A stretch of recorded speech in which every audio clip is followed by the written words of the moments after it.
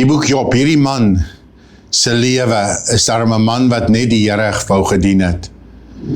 Hy was die rykste man in die ooste en ek doen vir jou deel 3 van die oopbreek van hierdie boek. Dit gaan jou beïndruk en as jy die eerste 2 dele gemis het, wil ek vir jou vra om met die boek Job, net die woord Job te stuur en ek stuur vir jou dit gratis met 'n WhatsApp. Maar in elk geval, Job het alles verloor. Sy vrou sê vir hom, Job, vloek God en dan sterwe jy nou maar. Sy kom nie eintlik by Job nie, want sy reuk is vir Job se vrou hinderlik. Job se broers en susters is nou nie meer naby hom nie, want hulle wil nie met sy reuk geassosieer word nie. Die slawe wat hy gehad het, wat nog oor is, wat nie gesterwe het nie, hulle luister nie na hom nie. Hulle is eintlik soort van besig om hom te minag. Mense wat wel naby hom kom, spoeg op hom, terwyl die Bybel sê daar het etter, dis die woord in jou Bybel, by sy wonde uitgeloop, en die wurms oral oor sy lyf was, het die mense wat wel naby hom gekom het, gevoel Job beïnvloed hulle. Job se teenwoordigheid is, hy moet een kant aan, dit wil vir hom omgestamp. Asof hulle vir hom sê, weg jou vuil goed. Die 3 vriende wat hom wel kom besoek het, wat wel by hom kom sit het, het hom beledig, deur vir hom gesê, dit is jou skuld, hierdie dinge met jou gebeur, jy het sonde in jou lewe. Hy was totaal uitgewerp deur die mensdom. Maar Job antwoord hulle en sê, ek het 'n verbond met my oë gesluit in hoofstuk 31. Ek doen deel 3 van hierdie aanbieding vandag. Ek het 'n verbond met my oë gesluit. Hoe sou ek dan ag gee op 'n jong vrou? Hy sê eintlik, ek het nie die scopes deurgeblaai of die pornografie goeders op die internet, nou nie dat hulle dit gehad het nie. Hy sê, ek het 'n verbond, ek het nie sulke goed gedoen nie. Hy sê in vers 13, hoofstuk 31, as ek gering geag het die reg van my slaaf, hy sê, ek het nooit met my slaaf lelik gewees as my slaaf met my iets wou praat, en as my slaaf sê, hy is geregtig op iets, ek was nie met hulle verkeerd nie. Job sê, as ek my hand iewers teen 'n wees opgelig het, laat my skouer dan uitgewrig uitval. Hy sê, ek het nie seker goed gedoen nie. Hy sê, ek was nooit bly, sê hoofstuk 31, as mense wat my haat in 'n ongeluk gekom het nie. Ek was nie oor seker goed bly nie. Ek het my verhemelte nie toegelaat om te sondig. Ja, hierdie man beïndruk my. Ek sê, ek het nooit kwaad gepraat met mense van mense nie. Om vloeke oor hulle uit te spreek nie. O Here, hierdie man het 'n regverdige lewe gehad en hy het alles verloor. Ek leer uit hierdie boek uit dat daar mense is wat mooi lewe. Moenie hulle oordeel as iets slegs met hulle gebeur, soos wat met Nabot gebeur het toe hy deur Agab vermoor is nie. Job gaan so ver om te sê in hoofstuk 31 vers 32, hy sê ek het die vreemdeling nie buitekant laat vernag nie, my deure het ek oopgemaak. Sy deure was altyd oop vir mense wat buitekant moes slaap. Hy sê as ek soos Adam my oortreding bedek het, as weet mos Adam het mos sy oortredinge met vyeblare bedek. Hy sê liggaam bedek, want daar was oortreding. Hy sê, as ek dinge bedek het, wat ek nie moes bedek het nie, dan is ek skuldig. En hy hou vol dat hy onskuldig is. En ek blaai met jou, deur hierdie boek, wat my so beïndruk. En nou sê Eli hier vir Job, hierdie 3 vriende, wat veronderstel is om sy vriende te wees. Het jy ook al sulke vriende gehad, wat veronderstel is om jou vriende te wees, en toe nooit jou vriende was nie? Ek wil vir jou sê, ek weet, jy het al sulke vriende gehad, of jy het dit nog net nie ontdek nie, dat jy sulke vriende wat nie eintlik vriende is nie, hulle is nie bly oor jou, wanneer dit met jou goed gaan nie, hulle is bly as jy skade het, want dan vertoon hulle 'n bietjie beter, maar kom ons dra nie bitterheid daaroor nie, kom ons wees die goeie vriend. Is dit reg so? Eli, hier sê vir Job, ag, mag Job getoets word tot die einde, toe hy sê, jy is besig om deur toetse te gaan, jy moet nog meer sulke toetse kry. Wat 'n woord in hoofstuk 34 vers 36, mag Job tot die einde getoets word. Maar Charles Spurgeon, die groot teoloog, godsman van die meer moderne tyd, het gesê, I have learned to kiss the wave that throws me against the rock of ages.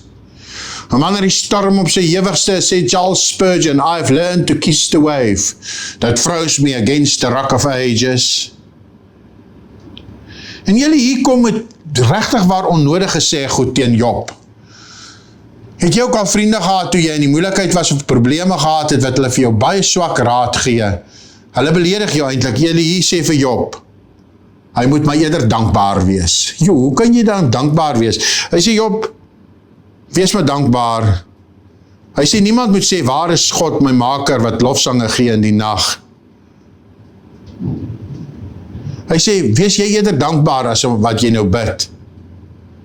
Hy sê vir Job, jou klagtes is nietig. Just like it. Job het alles verloor, sy vrou, sy kinders, sy geld, sy besigheid, maar sy gesondheid, sy vriende, sy broers, sy susters, sy naasbestaandes.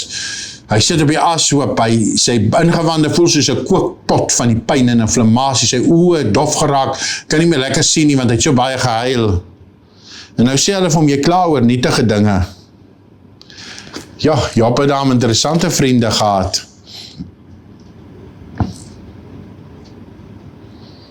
En nou kom die draaipunt van hierdie verhaal.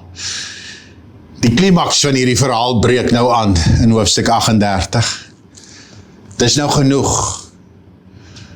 Satan het die wetenskap verloor, want Satan het mos gesê, Job sal u nie dien, as hy sy gesondheid verloor nie. Die Here sê, ek weet Job sal my dien, ongeag wat. En die Here sê vir Satan, jy kan sy gesondheid vat, maar moenie sy lewe neem nie. Jy kan nie sy lewe neem nie. En die Satan vat Job sy gesondheid weg, en Job sê nog steeds, ek dien die Here. Hierdie man beïndruk my. Daarna het die Here Job geantwoord, en die woord Here is in hoofletters gespel. Dit beteken, dit is God se persoonlike naam. In die oorspronklike taal staan daar Yahweh. Dit beteken, ek is wat ek is. En God antwoord. En hy het hierdie hoofstuk 38, God praat nou met Job. En dis die een ding wat Job nie gehad het, hy het God gedien, maar hy het hom nie geken nie. Hy was getrou aan Job, ek ken baie sulke mense, hulle is goeie mense. Maar die noodwendige persoonlike verhouding, dat hulle God se stem hoor nie. Wat 'n voorreg is dit om met God te praat, en jy weet, hy praat met jou. Wat 'n voorreg, ontelbare, onberekenbare groot voorreg is dit. En Job hoor skielik God se stem. En skielik kom hy agter, maar hy het God nie geken nie. Wat ek uit hierdie hoofstuk 38 en 39 leer is, kom ons bly maar nederig voor die Here. Ons mag vra aan God, maar ons is nie geregtig. We are not entitled op sekere goed nie. En ek weet eintlik maar niks. God weet alles. En die Here het Job geantwoord, sê die Bybel. En hy sê vir Job sekere dinge, en hier kom die volgende draaipunt waar Job herstel word, wat jou gaan ruk. Die Bybel sê Job erken sy skuld. Hy het altyd gesê hy is onskuldig. Nou in die laaste hoofstuk 32 sê Job, ek is skuldig. Na al hierdie smarte sê hy is skuldig. Nou waaraan was hy skuldig? Hy sê skielik, ek weet dat hy alles kan doen en geen plan vir hy onuitvoerbaar is nie, hoofstuk 42. Hy sê ek het gepraat sonder om te verstaan. Dinge te wonderbaar vir my. Soos hy het eintlik iets gesondig teenoor 'n mens. Hy sê net, Here, ek het van U gepraat sonder om U te verstaan. Oor goed wat te groot is, te wonderbaar vir my. Hy sê, ek sal praat, ek sal U vra, sal U my tog leer? Job verander van posisie in sy regstryd teenoor God. God het hom nog nie genees, hy het hom nog nie herstel nie. Skielik kla Job nie meer oor sy omstandighede nie. Skielik is sy verliese nie meer belangrik nie, want hy het sy stem gehoor van die Almagtige. His voice makes the difference.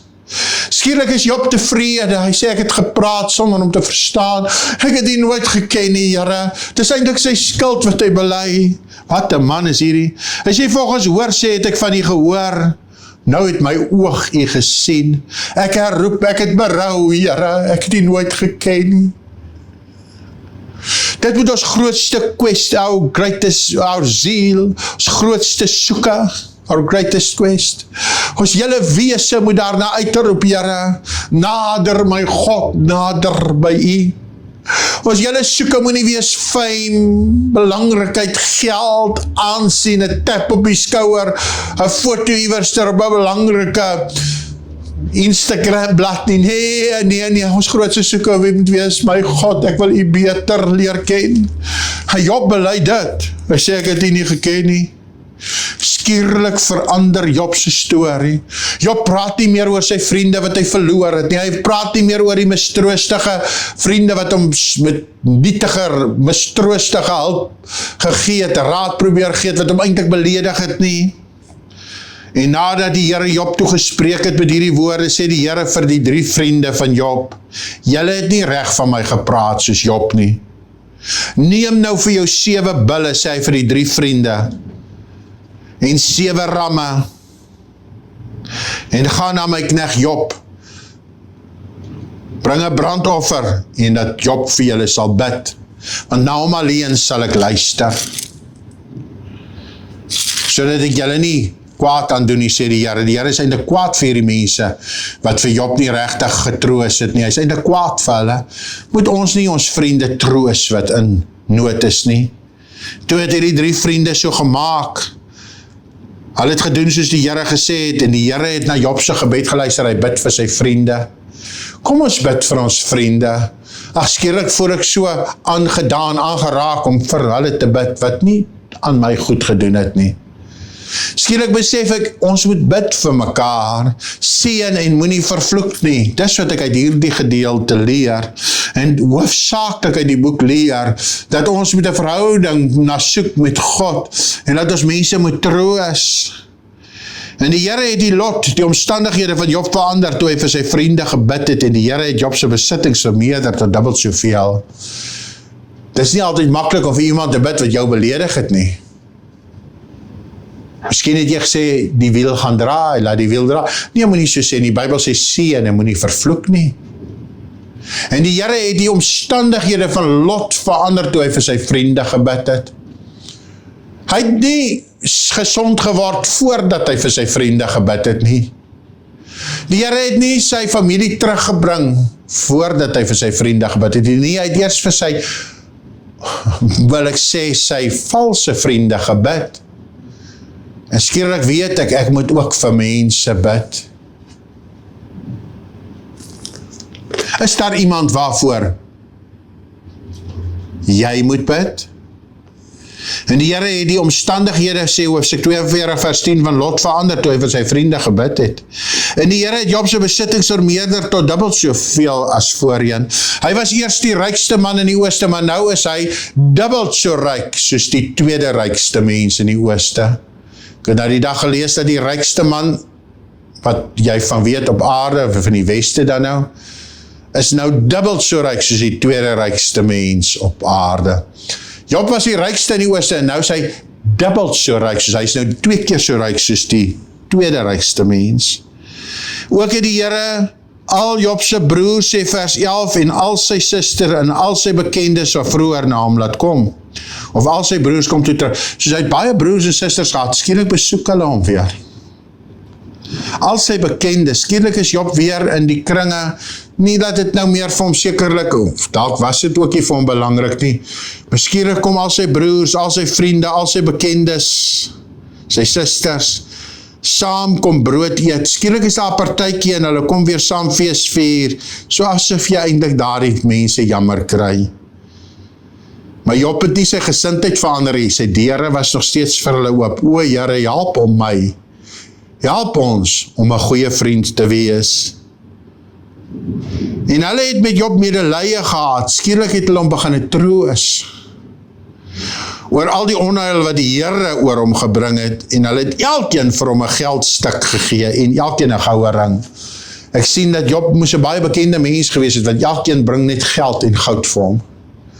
Ek dink hy het kiste en kiste en kiste vol goue ringe, goud gehad en geld.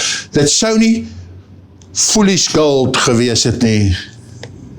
Die Here het die einde van Job meer geseën as sy begin. En Job het 14.000 stuks kleinvee gehad, 6.000 kamele en 1.000 paar beeste, soos is 2.000 beeste, en 1.000 eselinne gehad. Job se omstandighede is verander toe hy vir sy vriende gebid het. Is daar iemand waarvoor jy moet Bid. Is daar iemand wat jou beledig het? Ek het probeer om die boek Job vir jou deur te blaai, so 'n bietjie in hierdie 3 aanbiedings, en as jy die eerste 2 gemis het, en dalk hierdie ene ook wil hê, dan stuur ek vir jou die volledige opname, as jy vir my die woord Job WhatsApp. Daarby het die Here weer vir Job 10 kinders gegee, 7 seuns en 3 dogters, en wat nogal vir my mooi in hierdie gedeelte is, baie keer in die Bybel, die meeste van die tyd word die seuns se name genoem, en nie die dogters nie, maar in hierdie geval, skryf in die boek van Job, die dogters se name. 'n Dogter het net so 'n sagte plek. 'n Seun is baie spesiaal natuurlik vir 'n pa, maar 'n dogter het so 'n sagte plek. En hier kom die sagte hart in hierdie verhaal uit. En hy skryf die dogters, die 3 dogters se name. Hy sê, daarby het Job 7 seuns en 3 dogters gehad, en hy het die eerste genoem Jemina. Jemina, besondere naam, die woord Jemina beteken daylight. Na Job se nag het dit vir hom dag geword. Die tweede se naam was Kessia, soos in Cassia. En dis 'n spesery soos kaneel wat jy in salfolie gebruik. En dit getuig van die verandering in Job se reuk van die dood na reuk van die lewe. Job het weer gelewe.